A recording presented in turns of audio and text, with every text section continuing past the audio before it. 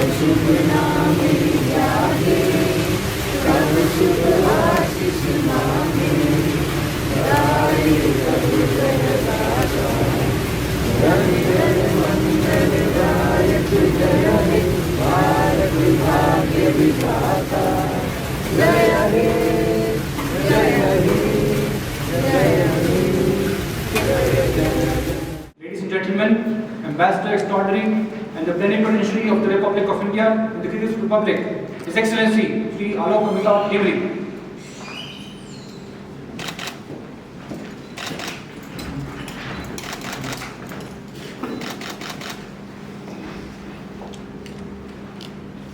Kyrgyz में बसे भारतीय समुदाय के सदस्यों, प्रिय छात्रों, राजदूतावास के मेरे सहकर्मी एवं परिवार एंड फ्रेंड्स ऑफ इंडिया, आज भारतवर्ष स्वतंत्रता की 75वीं वर्षगांठ मना रहा है। इस अवसर पर आप सभी का अभिनंदन एवं मेरी तरफ से आप सभी को शुभकामनाएं। इस अवसर पर अभी कुछ समय पहले ही प्रधानमंत्री महोदय ने राष्ट्र को लाल किले के प्राचीर से संबोधित किया और उसके पूर्व राष्ट्रपति महोदय ने भी कल शाम को राष्ट्र के नाम अपना संबोधन दिया। ये एक महत्वपूर्ण क्षण है कि जब आप 75 वर्ष की एक यात्रा पूरी करते हैं और एक राष्ट्र के लिए 75 वर्ष का समय 3 जनरेशन का होता है। ये पल इसलिए भी महत्वपूर्ण है और इसीलिए माननीय प्रधानमंत्री महोदय ने इसको आज़ादी का अमृत महोत्सव के नाम से सेलिब्रेट करने का निर्णय लिया कि अगले 75 सप्ताहों तक 2023 तक हम आज़ादी के 75वीं वर्षगांठ के अमृत महोत्सव का आयोजन करें। और इसकी एक इम्पोर्टेंस इसलिए भी हो जाती है कि इसकी 75 को ये इसका आखिरी पड़ाव है जहाँ हम आज पहुँचे हैं, लेकिन जो सिग्निफिकेंस है 75 की वो हमें अपने देश की आज़ादी की शुरुआत जो पहला चरण था उसकी याद दिलाता है। और इन दोनों ही पहलुओं को माननीय राष्ट्रपति महोदय ने, माननीय प्रधानमंत्री महोदय ने अपने संबोधन में सर्वोपरि रखा है। माननीय राष्ट्रपति महोदय ने अपने संबोधन में राष्ट्र को सर्वप्रथम आज़ादी के वो पल, स्वतंत्रता संग्राम सेनानी, the heroes of the freedom fight and the principles which continue to be the founding beliefs of India, Gandhi's principle of non-violence, people at the centrality of governance, village as a nucleus of Indian society.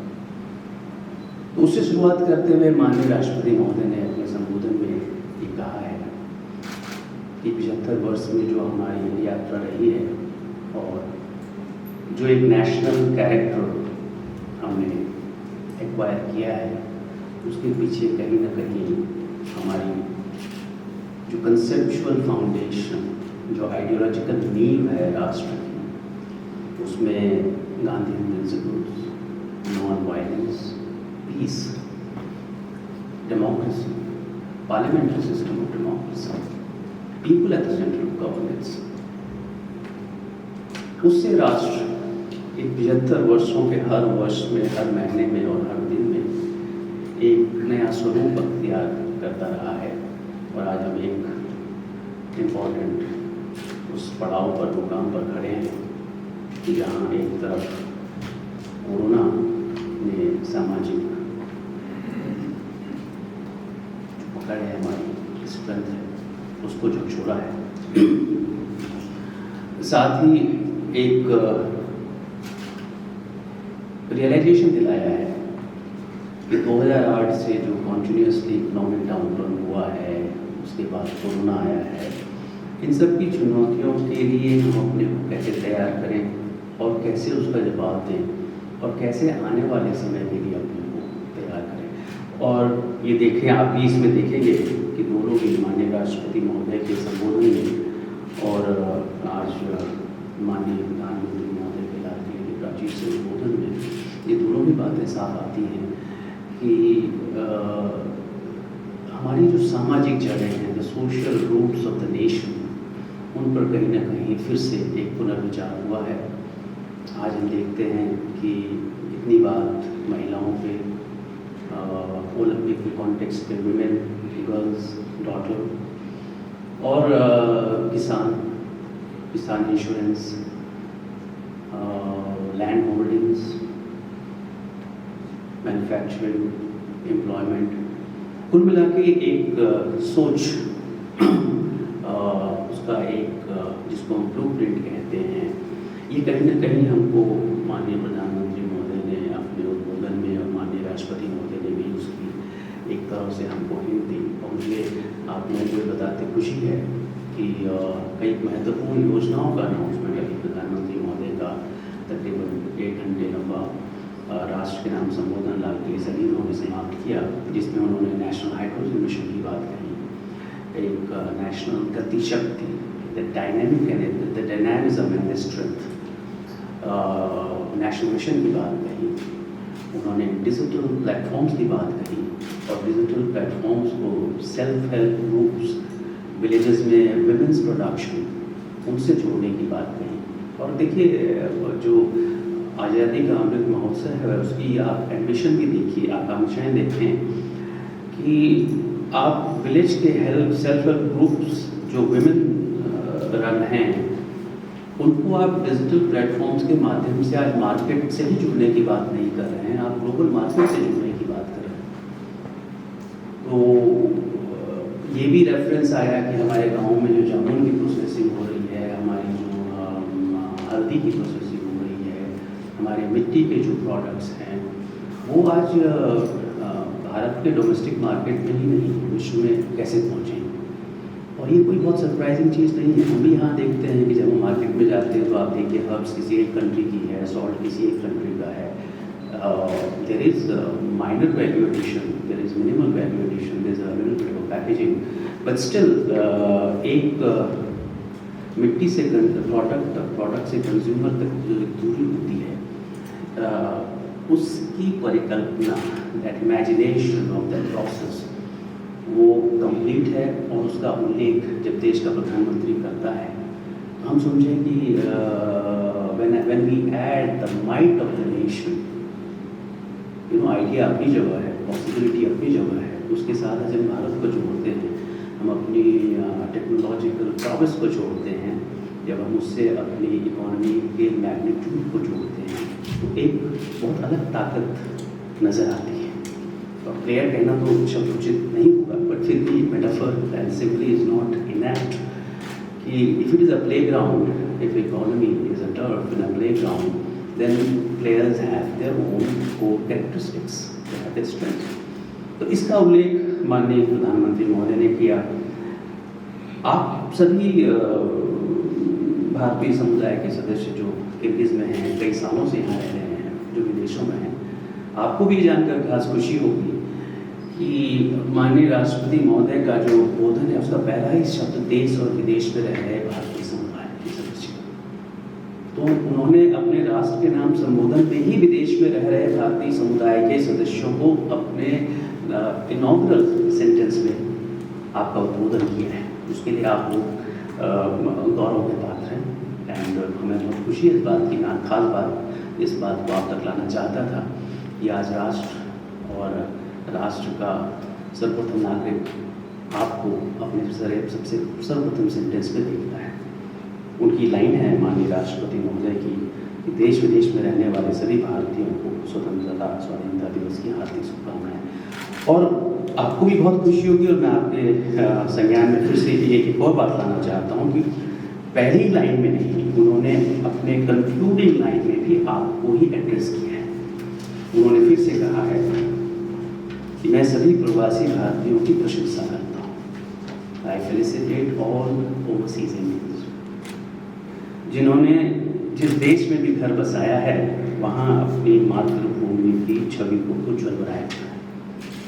सो ये complement है आपको भारत के राष्ट्रपति द्वारा कि आज भारत के नागरिक हमारी governance mechanism head of the state इस बात पर गर्व करते हैं कि ओवरसीज इंडियंस ने जो राष्ट्र के लिए, देश के लिए आप लोग जो एक अच्छा नाम हमारे लिए लाते हैं, that's a matter of pride. Everywhere we go, and the moment somebody hears, be it at the airport, immigration, at the universities, at the markets, the conduct, the achievements and the abilities of Indian people, especially some of the youth are here, our students, you make our culture, our nation proud. That felicitation is to you, and that is also a challenge that keep maintaining that excellence. हम एक physical being होते हैं, हम एक traveller होते हैं, हम एक इमिग्रेशन पे लाइन में खड़े कैंडिडेट होते हैं. इस सब के साथ हमारा एक नाम होता है, एक प्रोफेशन होता है. लेकिन उसके बाद जब आप कहते हैं कि आप कहाँ से हैं और आपने अपने देश का नाम लिया, तो उसमें भी एक आपको रिएक्शन मिलता है. और मुझे पूरी उम्मीद है कि आप लोग जितने भी हमारे विदेशी इंटरेक्शंस होते होंगे, जो हमारे मित्र विदेशी मूवीज़ के आपसे मिलते होंगे, उनके चेहरे पे जब आप इंडियन है जानकर के स्माइल आती होंगी. तो इसको बनाए रखेंगे आप, not only through the character and the brand and the currency of the nation, but now increasingly through your presence. What I mean by your presence is कि जब आप योगा करते हैं, we have a yoga instructor here जिन्होंने बहुत Kyrgyz में हमारा योगा को डिसिमिनेट करने में हमारी मदद की है. इसी तरह जब आप भी किसी इंटरनेशनल कॉन्टेक्स्ट में खड़े होते हैं, तो आपकी प्रेजेंस से, आपके विचारों से, आपके व्यक्तित्व से, through your presence, personality and attributes, you add, आप उस करेंसी में इजाफा करते हैं. You bring addition. And today, when we say that the 75th year of country's independence, वो challenge एक तरह opportunity कह लीजिए उसको, challenge तो बड़ा लगता है, but that opportunity is with us. कि आज हमारे पास in our toolbox the instruments have multiplied. We start from a greater base. We have better abilities and instruments with us to bring an enhancement to us and our national brand. कुछ और महत्वपूर्ण themes जो हमारे राष्ट्रपति महोदय ने इस बार अपने राष्ट्र के नाम संदेश में उल्लेखित किए हैं, उनमें टोक्यो ओलंपिक का मैं खास तौर से आप लोगों के साथ उल्लेख करना चाहूँगा, क्योंकि राष्ट्रपति महोदय के भाषण में भी और प्रधानमंत्री महोदय के उद्बोधन में भी इसका काफ़ी उल्लेख आया. और अभी मैं लाल किले पे देख रहा था कि वहाँ भी special enclosure for our Olympics वहाँ पर बनाया गया है. तो एक तरह से ये जो समय लॉकडाउन का और डाउनटर्न का चल रहा है, इसमें कहीं ना कहीं there is a spark of energy and joy जो हमारे स्पोर्ट्स में हमारे लिए आए हैं. तो ये सेलिब्रेशन कहीं ना कहीं उनके नाम भी होता है. हमारी हॉकी टीम्स के लिए, women hockey team, main hockey team, और रेसलर्स, और जैवलिन थ्रोअर्स, और शटलर्स, कि आज हम उनको भी रिकग्नाइज करते हैं. और मेरे कहने का तात्पर्य भी ये है आज कि हम जिन 20, 25 और 30 बातों का उल्लेख करें, तो उनका भी उल्लेख करें. और जब हम सब करेंगे तो एक इसमें फोर्स मल्टीप्लायर होता है.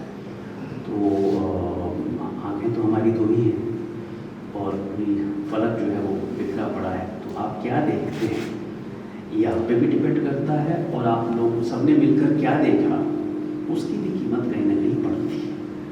तो हम भी ये कोशिश करें कि जो अच्छाई है उस पर नज़रें टिकाएं, उसको देखें और अपने सीमित दायरों में उसको कहीं ना कहीं एक तरह की बढ़ोतरी दें. That is also a duty that we have.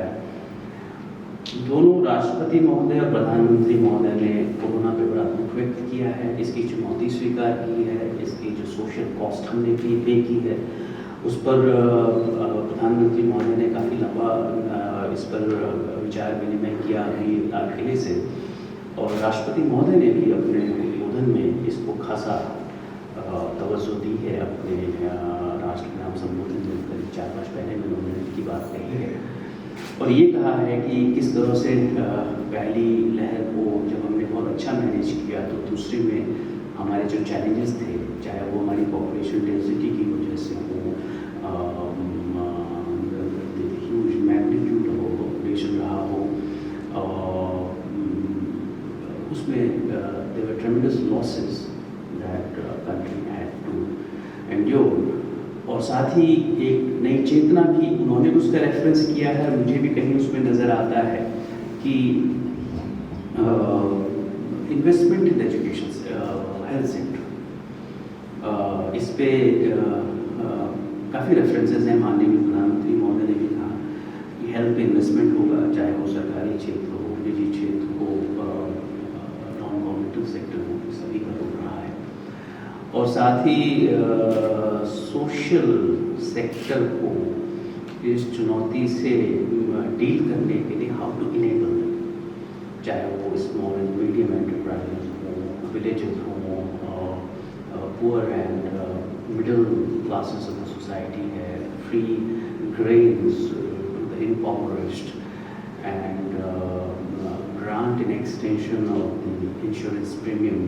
बहुत सारी ऐसी योजनाएं हैं जिनका ओरिजिन कहीं ना कहीं कोरोना से आता है। तो फिर बात घूम के वहीं आती है कि आज हम अच्छे क्यों हैं। आज हम अच्छे इसलिए थे कि हम पर कभी बुरा वक्त था। तो जब आप 75 कहते हैं तो वो 75 से 55 से तो नहीं है, 65 और 75 और 85 से भी नहीं है, वो 75-47 से ही है। तो जब समय ठीक नहीं था तो वो आपका रेफरेंस बनता है आपकी बेहतरी का। It is also reminder. अब आप मैं देख रहा था कि माननीय प्रधानमंत्री महोदय जब लाल किले पहुँचते हैं तो आज तो देश 75 वर्ष पुराना हो चुका है। हमारी उम्र 75वीं वर्षगांठ है। अठारह से हम सबल हैं, प्रबल हैं, लेकिन उस गेट का नाम अभी भी लाहौरी दरवाजा है जहाँ से माननीय प्रधानमंत्री महोदय एंटर करते हैं। उस गेट का नाम लाल किला है। It is the red fort of India. उस गेट का नाम लाहौरी दरवाजा है। It faces Lahore. और ये रिमाइंडर है कि उसी लाहौरी दरवाजे से आईने प्रोसीडिंग शुरू हुई। उसी दरवाजे से सुभाष चंद्र बोस और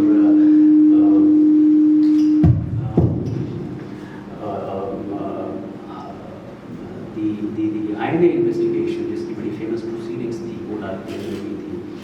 तो ये एक हिस्टोरिकल डायमेंशन को हमारे वर्ल्ड व्यू में रिमाइंड कराता है कि जब हम 75 कहें तो ये स्टैटिस्टिकल वर्ड नहीं है। 75 is not a mathematical numerical figure here. This 75 is a sum total of 3 generations after we got our independence. That addition comes to 75. So 75 is a reflection of the time when we started, the history, the troubles we had. And imagine, if 75 years of freedom can give us so much, imagine what all we lost in 300 years of imperialism.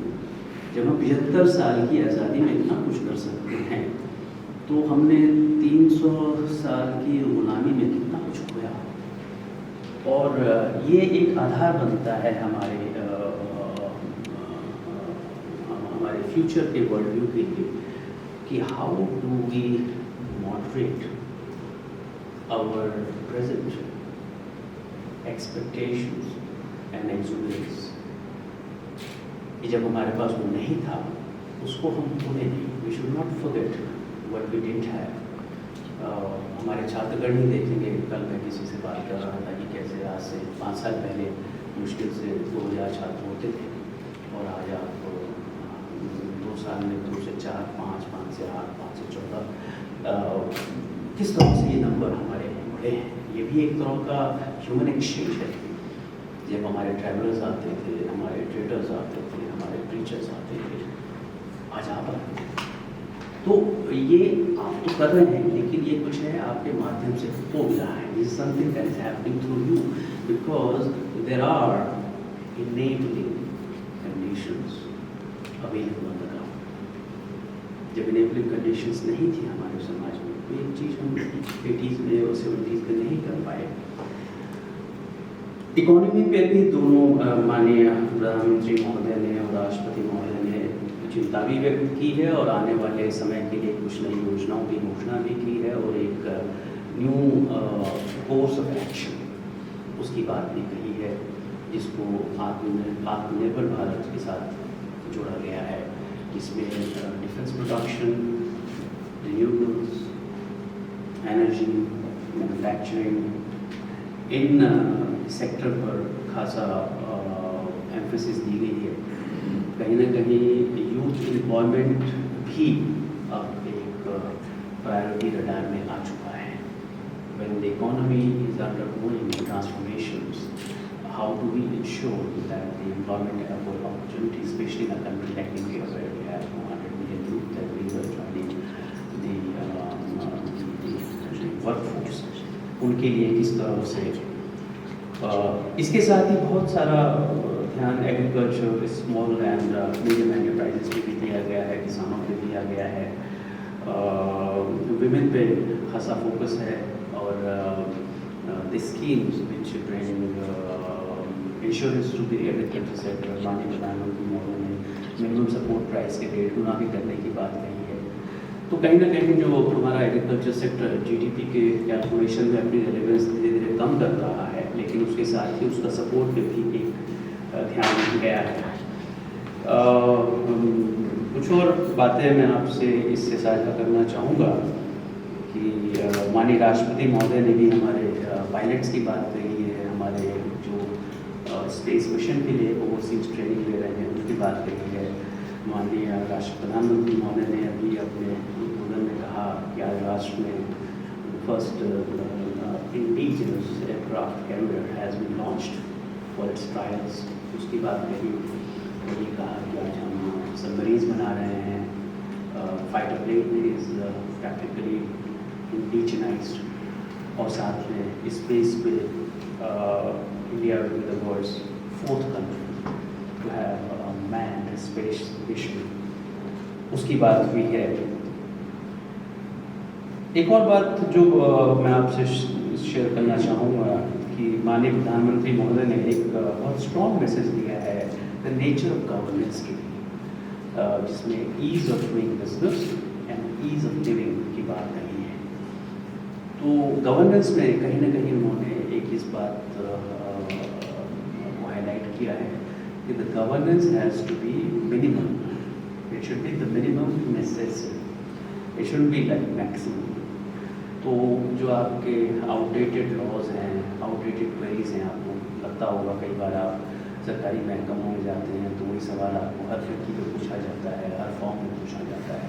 तो अभी लाल किले से भी उन्होंने इस बात का जिक्र किया और आह्वान किया है कि मैं हर इंडियन ब्यूरोक्रेटिक इस्टेब्लिशमेंट से ये उम्मीद करता हूँ कि आप अपने day to day execution of work में जो वर्क प्रोसीजर्स हैं उनको मिनिमम नेसेसरी उसको रेफरेंस बना के चलेंगे, so that the service to the citizens and the clients is presentable interface.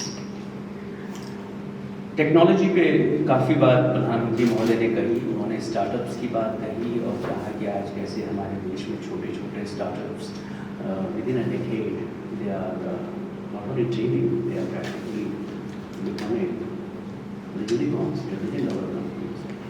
मैं कल पढ़ रहा था, I keep switching between 2 languages। I know most of my compatriots are Indians, but there are some friends from previous republic also, so please allow me that permit me to speak in both the languages।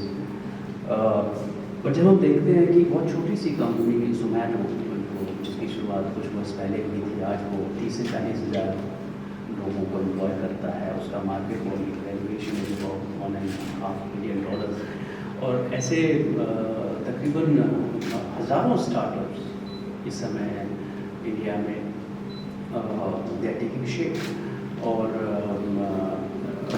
given the size and the segment of the market, we won't be surprised when the digital interface enters into the existing services, how that will reflect and translate into a business opportunity। तो ये खासकर हमारे जो यहाँ पे doctor बच्चे हैं, I am sure ये इस पे इस डायमेंशन पे ध्यान देंगे कि चाहे वो मेडिकल डिलीवरी हो या प्रिस्क्रिप्शन हो या इन्वेस्टिगेशन हो, टेलीमेडिसिन जिसको कहा गया, तो उसके पहलू तो बहुत हैं। उसमें how do you bring the interface of digital technology और उसकी जो मार्केट पॉसिबिलिटीज़ हैं उसको एक्सप्लोर तो कीजिए ही कीजिए, लेकिन साथ में ये भी ध्यान रखिए कि पीछे न रह जाए, क्योंकि आप नहीं करेंगे तो कोई और करेगा। ये बात मैं खासकर इसलिए कह रहा हूँ कि हमारे यहाँ पे समुदाय में तकरीबन 15,000 मेडिकल स्टूडेंट्स हैं। एक और बात जो मैं आपसे शेयर करना चाहूँगा आज, क्योंकि माननीय प्रधानमंत्री महोदय ने तकरीबन 1.5 घंटे का अपना उद्बोधन, तो एक पूरी गवर्नेंस का जो एक खाका होता है, मैप होता है, उसके हर पहलू को उन्होंने छुआ। उन्होंने अरविंदो की भी बात कही। मैं ये चाहूँगा कि हम लोग कहीं न कहीं जो मटीरियल वर्ल्ड है, सांसारिक वर्ल्ड है, उसकी ज़रूरतों पे ही अपना सारा ध्यान लगा देते हैं, job, employment, rate of return, package, salary. लेकिन इन सब के पीछे एक थॉट भी होता है। बात घूम फिर के वहीं आ जाती है कि अगर हम इंडियन हैं तो फिर इंडियन क्या है? Are we geographically Indian, are we historically Indian, are we thematically intellectually Indian? अगर हमारे भारतीय होने में ज्योग्राफी के साथ साथ इतिहास का भी हिस्सा है और समाज का भी हिस्सा है और हमारे विचार का भी हिस्सा है, तो हम उससे क्यों छूते रहते हैं?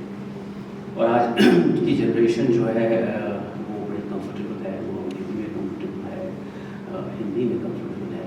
कई बच्चों ने तो एकता में भी इंटरेस्ट लेने का मैंने देखा है नई जनरेशन में, पोइट्री के लिए, लिटरेचर के लिए। तो इस माध्यम से आप देखें कि अरविंदो, शायद उनकी जयंती, प्रधानमंत्री महोदय ने अपने भाषण में इसका उल्लेख किया कि अरविंदो की जयंती आने वाली है, 150वीं जयंती शायद। बिकॉज अरविंदो पौंडीचेरी गए थे मेरे ख्याल से 1914 में, नहीं बाद में गया। अरविंदो का 20s होगा जब वो पौंडीचेरी जाते थे, फिर वो वहीं रहे पौंडीचेरी में। He spend his life time there. And मैं इसलिए आपसे शेयर कर रहा हूँ कि प्रधानमंत्री महोदय ने शेयर किया और मुझे लगता था कि Aurobindo is also one of the spiritual gurus. पर जब हम वहाँ पहुँचे तो ये पाया कि ये तो बहुत बड़े फिलोसोफर थे। He was a poet, he was an artist. उनकी जैसी अंग्रेजी पोइट्री तो विक्टोरियन पोइट्री में भी देखने को नहीं मिलती, और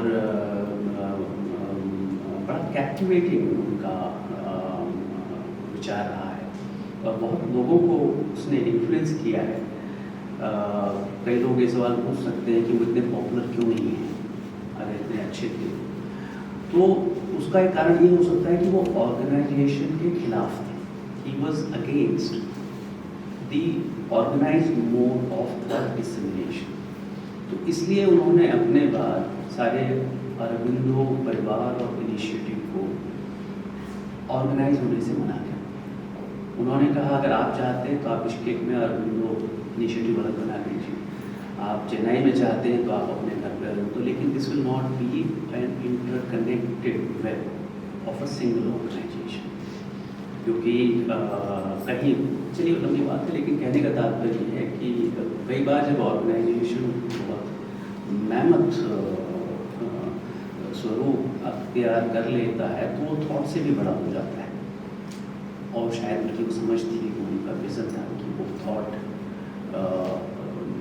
the process and the mechanism and the organisation should not turn heavy on the lightness and the beauty of the thought. तो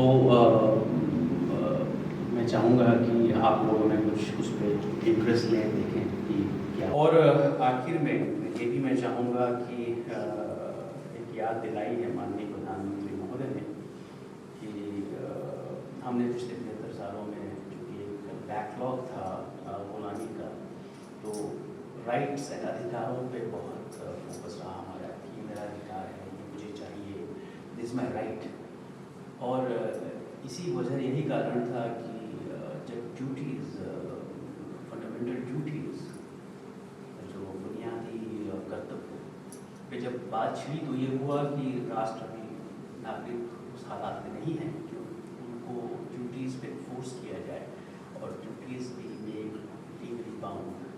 लेकिन आज प्रधानमंत्री महोदय ने कहा है कि हमने से वो लोग जिन्होंने 7-7.5 दशक 3 जनरेशन इस फ्रीडम को एंजॉय किया है, इसको रेलिश किया है, इसकी वजह से हम हमारे अटेनमेंट्स हैं, प्रॉस्पेरिटी रही है, तो कहीं ना कहीं हम अपनी ड्यूटीज़ पे भी अब एक अवेयरनेस लाए। We have a duty towards the nation.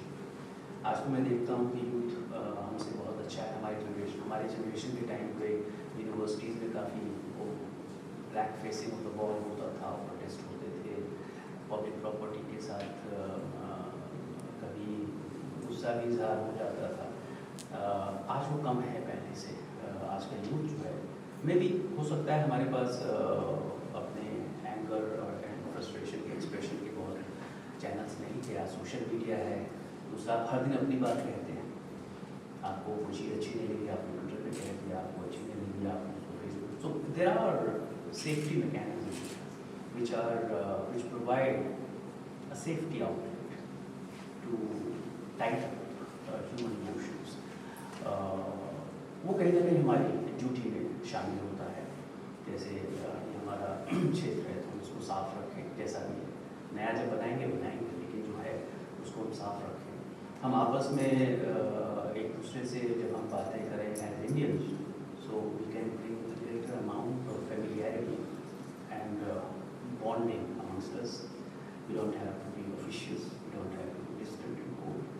So some of these things I thought I will share with you and आप सभी को, जैसे मैं अपने कोलीग से कल कह रहा था, ये सेलिब्रेशन वास्तव में भारतीय समुदाय का है और भारतीय नागरिकों का है। हम तो स्टेट के रिप्रेजेंटेटिव हैं, तो हमें खुशी है कि आज आप सब यहाँ पर शामिल हुए हमारे साथ। और इस अवसर पर फिर से आपका अभिनंदन करता हूँ।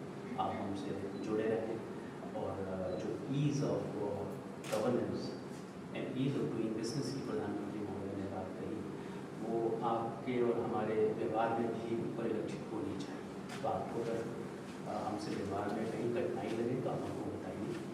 और मैं भी अपने समुदाय से, अपने टीम से कहता हूँ कि हम भी अपने व्यवहार में समुदाय के साथ ईज़ एंड सिंपलिस्टिक डायमेंशन आए। और ये बहुत बड़ी चुनौती नहीं है। यहाँ तो परिवार ही एक्चुअली परिवार है और बहुत ही हम लोग कम लोग हैं। हर आदमी फेशियल रिकग्निशन का भी। तो इन शब्दों के साथ साथियों धन्यवाद।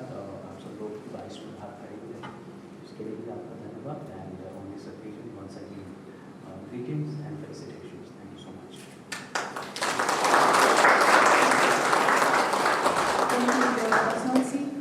Prime Minister of India, His Excellency Shri Narendra Modi, has addressed the nation from Red Fort in New Delhi. Let us all tune in and listen to his speech.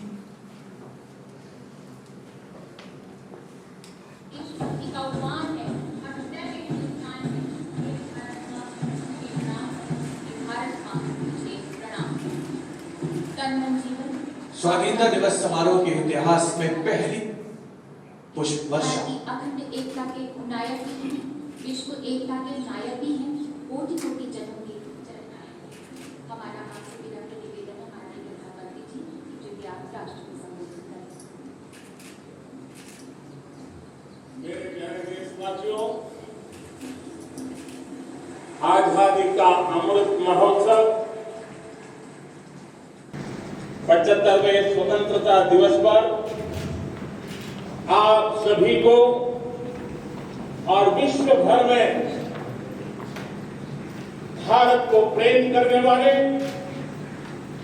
लोकतंत्र को प्रेम करने वाले सभी को बहुत बहुत शुभकामनाएं। आज आजादी के अमृत महोत्सव के इस पावन पर्व पर देश अपने सभी स्वतंत्र राष्ट्र रक्षा में अपने आप को दिन रात खपाने वाले, आहूत करने वाले वीर वीरांगनाओं को आज देश नमन कर रहा है। आजादी को जन आंदोलन बनाने वाले पूज्य बापू हो या आजादी के लिए अपना सब कुछ न्यौछावर करने वाले नेताजी सुभाष चंद्र बोस, भगत सिंह, चंद्रशेखर आजाद, बिस्मिल और अकबरुल्लाह खां जैसे महान क्रांतिवीर हो, झांसी की रानी लक्ष्मीबाई हो, चित्तौड़ की रानी चेन्नम्मा हो या रानी गाइदिन्यू हो या असम में मातंगिरी हाजरा का पराक्रम, देश के पहला प्रधानमंत्री पंडित नेहरू जी हो, देश को एकजुट राष्ट्र में बदलने वाले सरदार वल्लभ भाई पटेल हो, भारत के भविष्य की दिशा निर्धारित करने वाले, रास्ता तय कराने वाले बाबा साहब अम्बेडकर सहित देश हर व्यक्ति को, हर व्यक्तित्व को आज याद कर रहा है। देश इन सभी महापुरुषों का ऋणी है। भारत तो बहुरत्ना वसुंधरा है और भारत के हर कोने में, हर कालखंड में अनगिनत लोगों ने, जिसके नाम भी शायद इतिहास की तवारीख में नहीं होंगे, ऐसे अनगिनत लोगों ने इस राज को बनाया भी है, पाया भी है। मैं ऐसे हर व्यक्तित्व का वंदन करता हूँ, उनका अभिनंदन करता हूँ। भारत ने सदियों तक मातृभूमि, संस्कृति और आजादी के लिए संघर्ष किया। गुलामी की कसर, आजादी की ललक इस देश ने सदियों तक कभी छोड़ी नहीं। जय पराजय आते रहे, लेकिन मन मंदिर में बसी हुई आजादी की आकांक्षा वो कभी खत्म होने नहीं दी। आज इन सभी संघर्ष के पुरोधा, सदियों के संघर्ष के पुरोधा, उन सबको भी प्रणाम करने का वक्त है और वे प्रणाम के हकदार भी हैं। कोरोना वैश्विक महामारी हमारे डॉक्टर, हमारे नर्सेज, हमारे पैरामेडिकल स्टाफ, हमारे सफाई कर्मी वैक्सीन बनाने में जुटे, हमारे वैज्ञानिक हो, सेवा भावना से जुड़े हुए करोड़ों देशवासियों हो, जिन्होंने इस कोरोना के कालखंड में पल पल जन सेवा में समर्पित किया है, वे भी हम सबके वंदन के अधिकारी हैं। आज भी देश के कुछ इलाकों में बाढ़ है, भूस्खलन हुए हैं, कुछ पीड़ादायक खबरें भी आती रहती हैं। कई क्षेत्रों में लोगों को मुश्किल बढ़ा दी है। ऐसे समय केंद्र सरकार हो, राज्य सरकारें हो, सब उनके साथ मुस्तैदी के साथ खड़ी हुई है। ओलंपिक में Bharat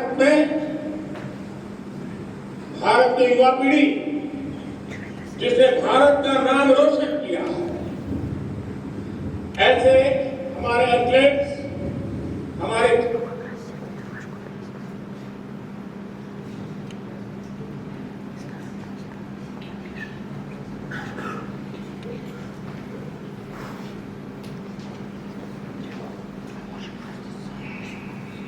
we will now witness a few videos dedicated to the commemorations of Azadika Amrit Mahotsav, 75th Independence Day of India.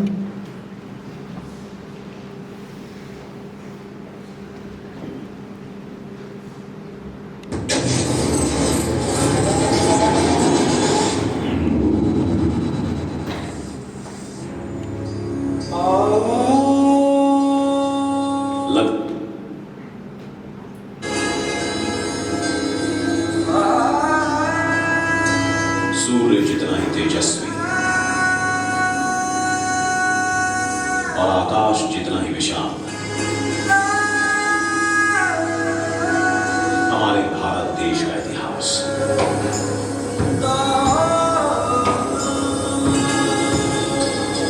ज्ञान, विज्ञान और समृद्धि से सजा इतिहास। शौर्य, आध्यात्म और कलाकारी से झलकता इतिहास।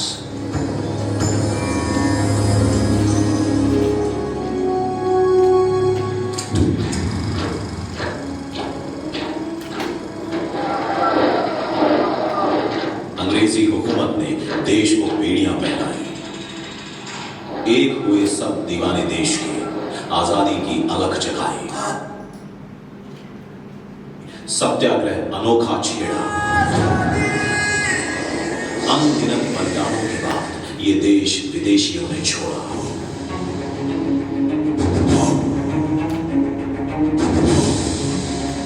लौह पुरुष ने लोहे सा अखंड बनाया भारत।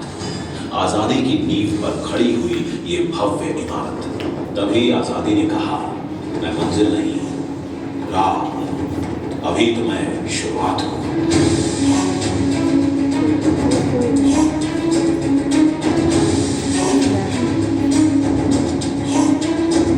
आधुनिक भारत के शिल्पियों ने दिशा दिखाई। उनके एक एक कदम के साथ देश ने एक छलांग लगाई। सवेरों का देश जिसे कहते थे, वही पहले प्रयास में मंगल तक पहुंचा। मेक इन इंडिया, इन 3 शब्दों ने दुनिया में हमारा नाम किया। आज हर घर में बिजली है, हर हाथ में मोबाइल फोन है, हर जेब में डिजिटल पहचान, हर खाते में डायरेक्ट बेनिफिट, हर रसोई में स्वच्छ ईंधन और हर आवास में इज्जत घर है। स्वच्छता और योग नए भारत के संस्कार हैं। वसुधैव कुटुंबकम, पूरा विश्व हमारा परिवार है। अंग्रेज कहकर गए थे, हमारे जाने के बाद देश तुम्हारा बिखर जाएगा। नहीं सोचा था उन्होंने कि भारत विश्व के सबसे विशाल लोकतंत्र के रूप में निखर जाएगा। आज भारत एक है, अखंड है और सबसे तेजी से आगे बढ़ती अर्थव्यवस्था है। आत्मनिर्भर भारत ये एक प्रकार से शब्द नहीं, ये आज एक मंत्र बन गया।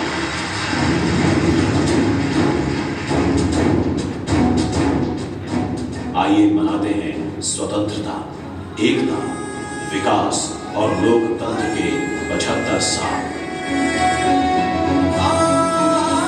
2022 में भारत अपनी आजादी के 75 साल पूरे करेगा।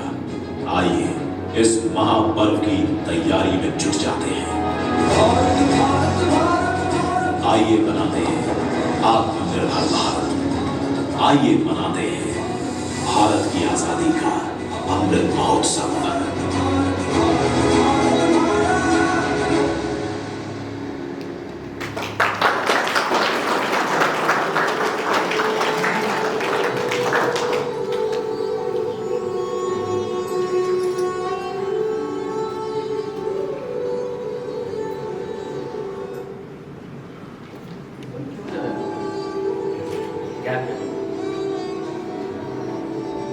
भारत के पास तो गर्व करने के लिए अथाह भंडार है, समृद्ध इतिहास है,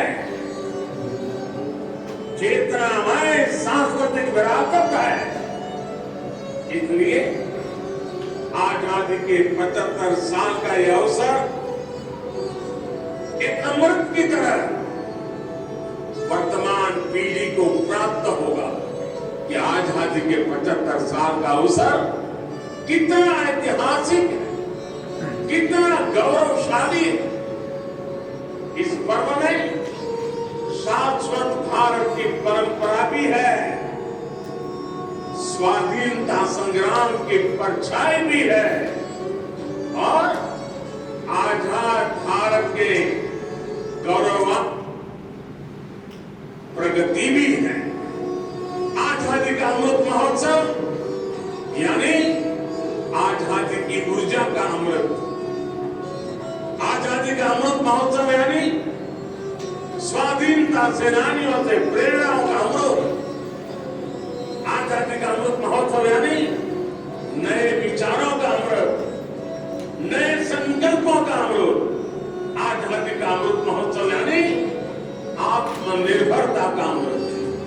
और इसलिए ये महोत्सव राष्ट्र के जागरण का महोत्सव है। ये महोत्सव स्वराज्य के सपने को पूरा करने का महोत्सव है। ये महोत्सव वैश्विक शांति का विकास का महोत्सव है।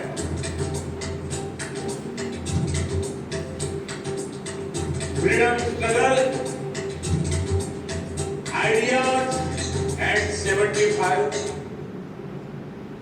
documents at 75, actions at 75, और resolve at 75.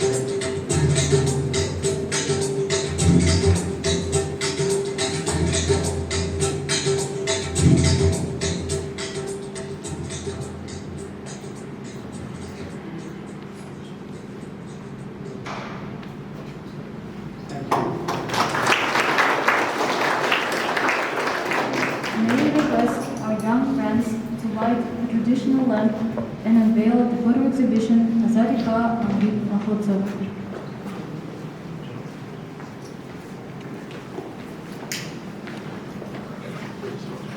Don't have another kid?